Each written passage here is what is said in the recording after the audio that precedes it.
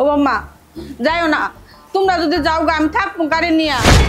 I বুড়ি, তোর এই জিনিসটি কি আগে মাথায় ছিল না যে আমরা গেলে গা তুই কারে নিয়ে থাকবি? তোর আমি কতবার করে কইছি আমার পিছনে লাগিস না, তুই 18 মতো লাইতেছিলি। এখন বুঝ, তোর পোলারা নিয়ে আমি অন্য বাসায় যাই, থাক একলা। ও বৌমা তুমি যেটা করতেছো এটা ঠিক না। স্বামী থাকতে যে নারী পরপুরুষ নিয়ে আসক্ত, এই নারীর সংসারে কোনোদিনও জুড়ে আসে না। আমি পরপুরুষে আসক্ত তোর কে কইছে? তোর পোলা হইছে আমার জামাই, আর যেটার সাথে দেখছস ওটা হচ্ছে আমার বয়ফ্রেন্ড। ওটা আমি ভালোবাসি, তোর পোলারে যেমন ভালোবাসি ওরও আমি সেরকম ভালোবাসি। তুই দেখছস ভালো করে চুপ করে থাকবি, তুই এত ফালাফালি করতেছিস কে? বৌমা এটা কি কইতাছো?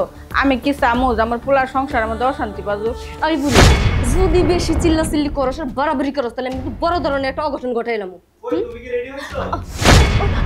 মা মা সারেন কিছু করতেছেন এটা। মা দেখছো তোমার মার কিত্তে গেলাম? হ্যাঁ তুমি বাসায় না থাকলে আল্লাহ ভাবো তোমার মা আমার সাথে কি অত্যাচারটা করে। তুমি থাকা গেলে আমার চুল ছিঁড়ে মেলাইতেছে। সি মা, তুমি এতটা নিচু মন মানসিকতার মানুষ। এই তুমি ওরা সারাটা জীবন পরে মেয়ে ভেবে গেলা, নিজের মেয়ে কখনো ভাবতে পারলা না। থাক তুমি আর আমার কিছু কইও না, চলো আমরা এখনই যাবো গা। হ্যাঁ চলে যাব, তোমার বাসা অন্তত পক্ষে আর থাকবো না।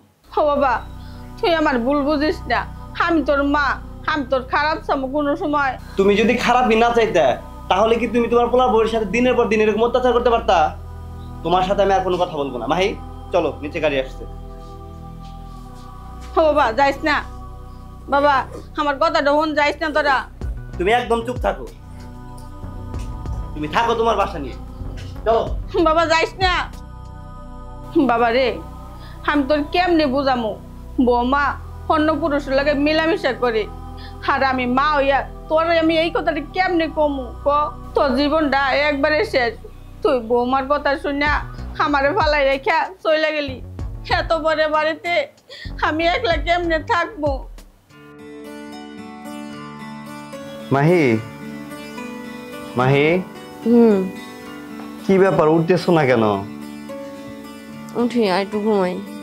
আরে বাবা আমি তো অফিসে চলে যাব, তো তুমি যদি এইভাবে পরে পরে ঘুমাও তাহলে হবে? নতুন কেবল বাসা নিচ্ছি, বাসাটা ঠিক করতে হবে না?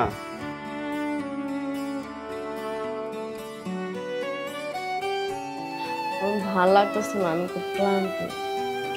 শোনো, এখন আমাদের এই নতুন বাসার থেকে আমি আজকে প্রথম অফিসে যাচ্ছি, আমি কি না খেয়ে যাব? বলো। শোনো না, আজকে একটু কষ্ট করে বাড়িতে খেয়ে নিও। আচ্ছা আমি না হয় খেলাম, কিন্তু তুমি? আমার কথা ভেবো না, আমি আর একটু ঘুমাবো, তারপরে আমি নাস্তা বানিয়ে খাবো। তোমার এত ঘুম, এরকম ভাবে ঘুম পারলে তো শরীর অসুস্থ হয়ে যাবে। কিচ্ছু হবে না, তুমি যাও। আচ্ছা ঠিক আছে, তাহলে তুমি সাবধানে থেকো, কেমন? ঠিক আছে। আচ্ছা।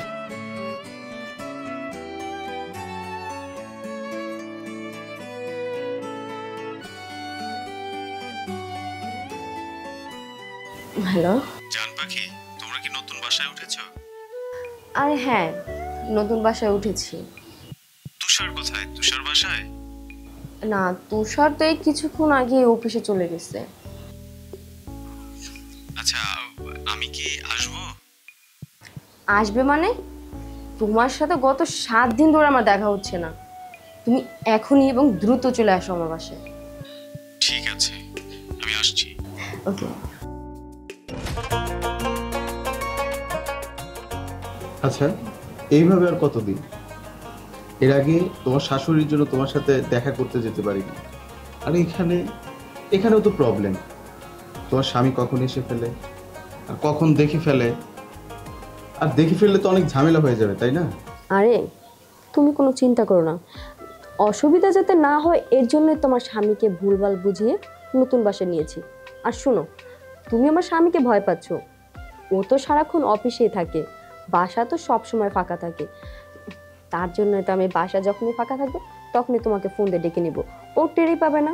তারপর আমার কেমন যেন ভয় হয়। কিন্তু মাহি, আমি তোমাকে অনেক বেশি ভালোবাসি, চলো না আমরা বিয়ে করে ফেলি। বিয়ে? কি বলছো সব?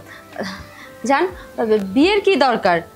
দেখো আমি তো তোমার আছি আর তোমারই থাকবো, তুমি না আমাকে ভালোবাসো, তুমি আমাকে বিশ্বাস করতে পারতেছো না? দেখো মাহি, তুমি শুধু আমার, আর তোমার উপর অন্য কেউ অধিকার খাটায় এটা আমি মোটেও সহ্য করতে পারি না। তুমি বোকার মতো কেন কথা বলতেছো? তুমি একটা জিনিস বোঝার চেষ্টা করো। তুমি ছোটোখাটো একটা চাকরি করো, আর আমার হাজবেন্ড সরকারি চাকরি করে। তুমি যে চাকরি করো সেটা দিয়ে তোমারই চলতে সমস্যা।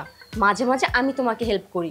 এখন যদি আমি আমার হাজবেন্ডকে ডিভোর্স দিয়ে তোমার কাছে যাই, তাহলে কি হবে বিষয়টা ভেবে দেখেছো? তুমি কিন্তু এবার আমাকে অপমান করছো। জান, তোমাকে কেন অপমান করবো আমি? তুমি একটু বোঝার চেষ্টা করো।